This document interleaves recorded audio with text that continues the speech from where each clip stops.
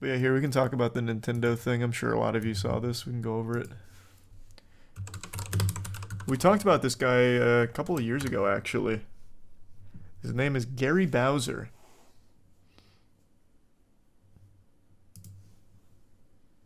So you honestly couldn't have scripted a better story, but it's real.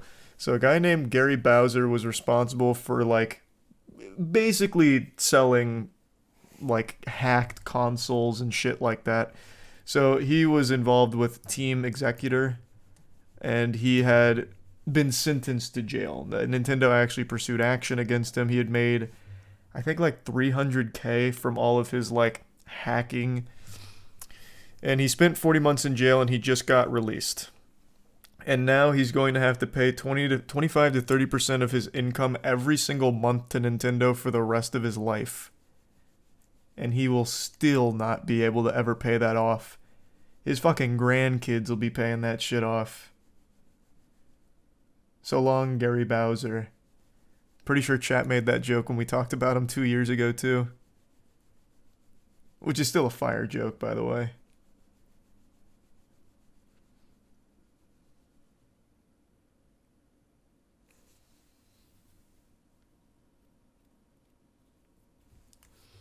What was he doing specifically? I can't quite remember here. Let's look. I just remember he was like hacking shit and selling like hacked consoles and other kinds of like pirated shit. Let's see if it has a synopsis.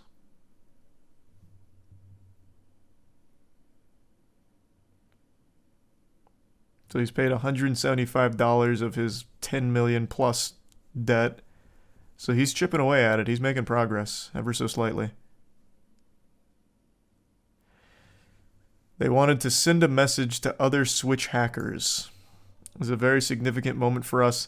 It's the purchase of video games that sustain Nintendo and the Nintendo ecosystem, and it is the games that make the people smile. It's for that reason that we do all we can to prevent games on Nintendo systems from being stolen. Heroes. You guys are such fucking noble saints. Thank you, Nintendo. Ensure that this man will never live his life without the fear of Nintendo down his neck. And then also, while you're at it, why not strike a few more YouTubers who make videos on your games? You guys love to make people smile. Thanks, Resub Frosty, Mando, and Whisker. It doesn't actually give the overview of what he did. I just remember he made like 300K or something like that, selling like pirated shit and like hacked consoles and all that.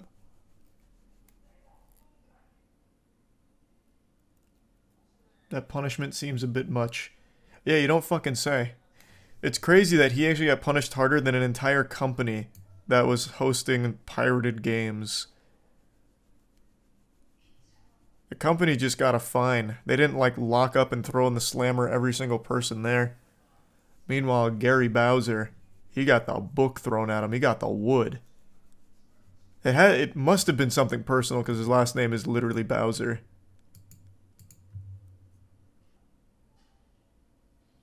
I have no doubt Gary Bowser got into hacking the Switch specifically because his last name's Bowser, so he's like, fuck it, I'll do it. Might as well. I'll fulfill my namesake. 100%.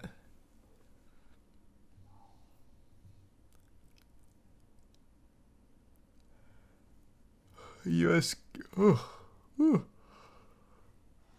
successfully argued that Bowser and Team Executor had caused Nintendo to suffer $65 million in losses due to console hacking software and devices used to play pirated Nintendo Switch games.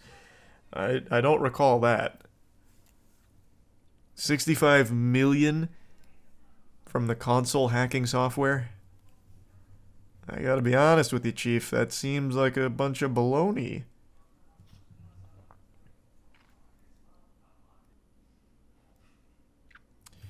During the case, he admitted that he developed, manufactured, marketed, and sold a variety of circumvention devices that enabled users to play pirated versions of games. He was eventually found in the Dominican Republic and deported to the United States.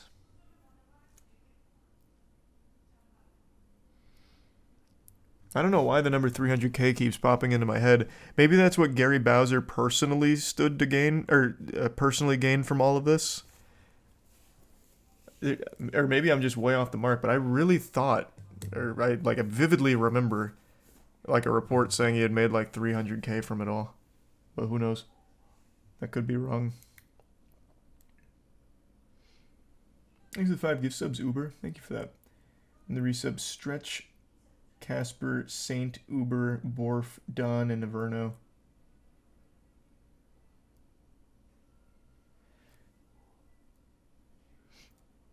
So, okay, so that is what he made for himself. He himself made 300K. I've now seen 3 people say that. Okay, most of chat is now saying that. Okay, so I wasn't wrong. He made 300K over the 7 years. Gotcha.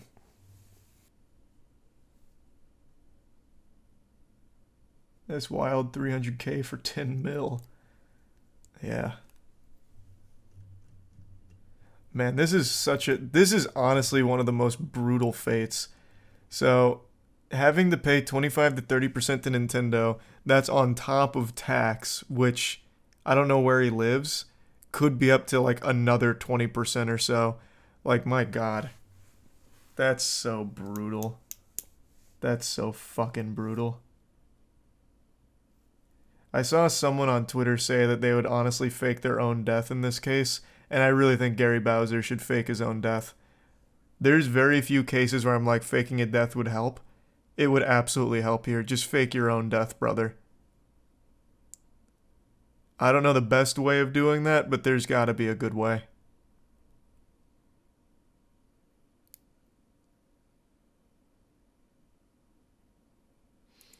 And the Prime MST and the resub Slamabang. Fake his death, go to Cuba. Fake his death, go anywhere else. Literally go anywhere else. Like I said, I don't know the best way of faking your own death, but there's gotta be something. There's fucking gotta be. That's like the only way out of this hell.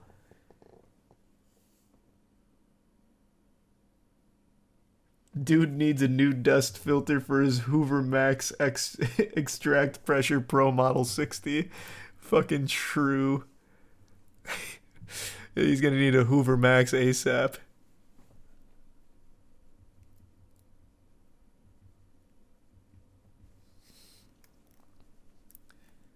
Thanks to the resub. Fret, EBN, Kirby, and the Prime Jack, and the gift sub digital.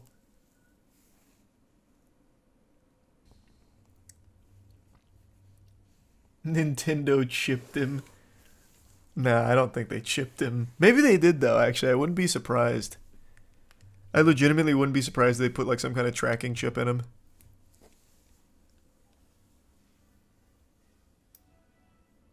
Thanks to the resub, Danny.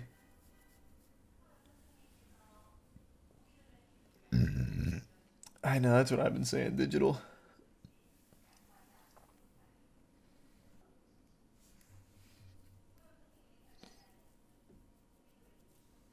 Does he even have a job?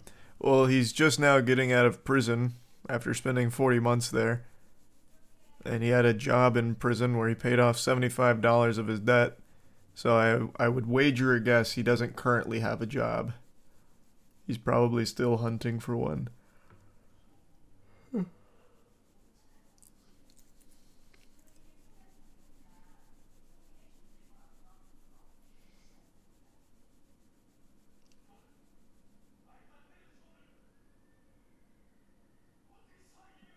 No, I didn't see that, Mac. They finally got him.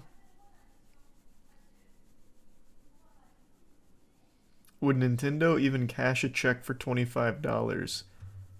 No, I guarantee they don't even remember who Gary Bowser is. They fucked him and they forgot about him now. And this will be a generational debt for his whole lineage. I bet even when he does pass away in like fucking 70 years or whatever, Nintendo will then go after his next of kin to pick up that debt. Thanks to the bits digital. Apparently is for ERP digital erotic roleplay. Thanks to resub base.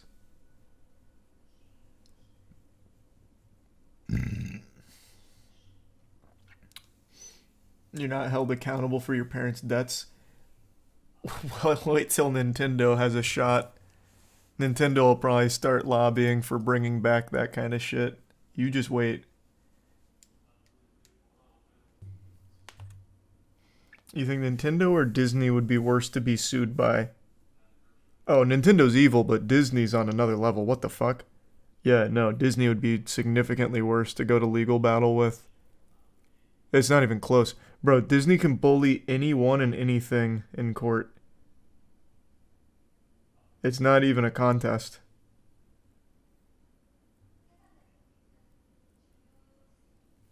Thanks a resub, Merwin. What is that, Jason? Is that a post? You seen DeSantis fighting Disney? I've only caught a little bit of it. I saw that he wants to put like a prison right next to Disney resorts or something, which I guess in theory is a goofy slam dunk, but in practicality is the dumbest fucking idea ever.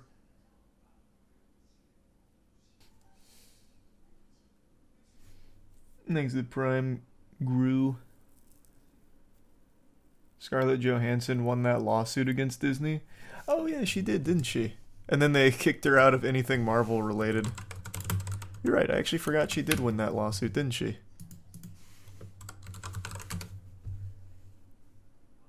Yeah. Oh, I can't believe it's already been almost 2 years.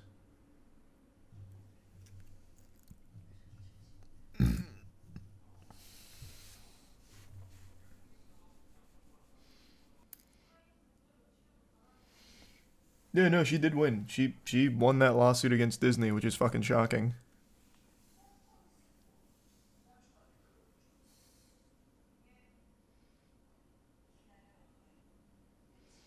Disney invoked a 1700s law that would make the committee DeSantis had powerless until current King Charles III's son reaches the age of 21.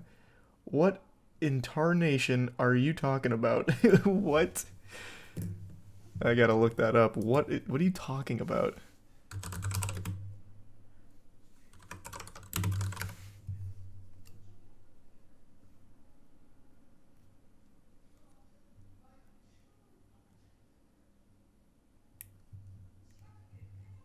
I don't see anything about that. It's real. It's a real law. Legal Eagle talked about it. Legal Eagle. Oh, so Legal Eagle actually. This is real?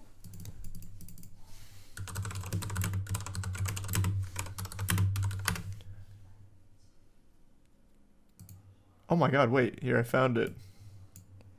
Disney blocks Ron DeSantis Florida power play with a royal family clause. The Walt Disney Company used a legal clause that name checks King Charles III to apparently thwart Ron DeSantis' attempt to strip the company of its self-governance power in the state.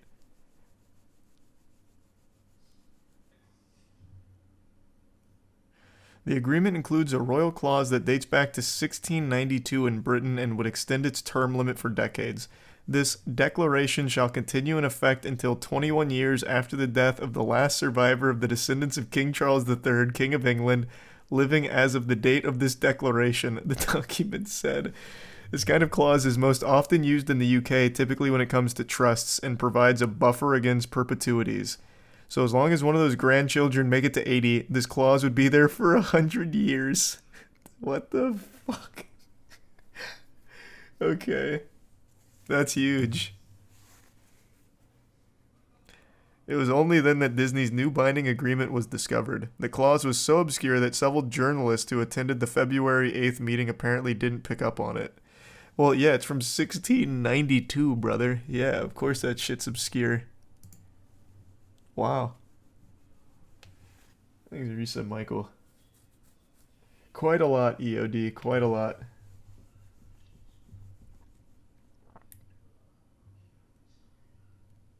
Bro got slammed by a hidden game feature. I guess so, man. Wow. Oh no, we were just touching on Disney because we were talking about Nintendo fucking this one guy Gary Bowser in particular. And then we eventually shifted gears to Disney. So that's how that came up.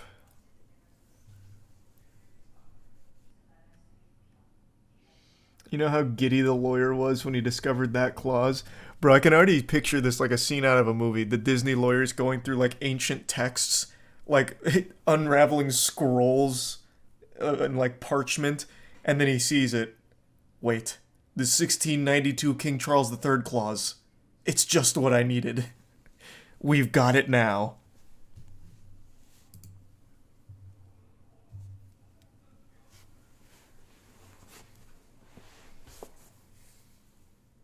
A Raiders of the Lost Ark moment, unironically though. Perpetuities is a hazing ritual for new lawyers and is on every bar exam. I understand perpetuities is going to be like a big topic, but would they really need to go all the way back to 1692 legislation? Like I feel like that's super obscure even amongst like lawyers. But I'm just talking out of my ass. I'm just assuming.